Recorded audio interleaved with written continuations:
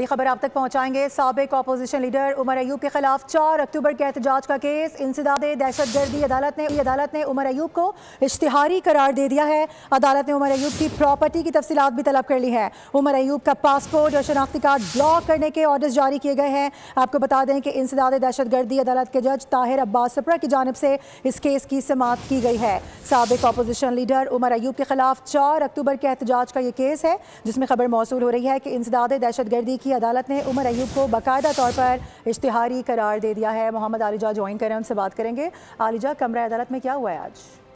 देखिए, साबिक opposition leader Umar Ayub Khan के खिलाफ 4 अक्टूबर एहतजाज का केस है। अदालत ने उमर अयूब को मुकदमे से इश्तिहारी करार दे दिया है। अदालत ने उमर अयूब की प्रॉपर्टी की तफसीलात भी तलब कर ली है। अदालत का उमर अयूब का पासपोर्ट और शनाख्ती कार्ड ब्लॉक करने की भी हिदायत इंसदाद दहशतगर्दी अदालत के जज ताहिर अब्बास सिपरा ने केस की समाअत की है।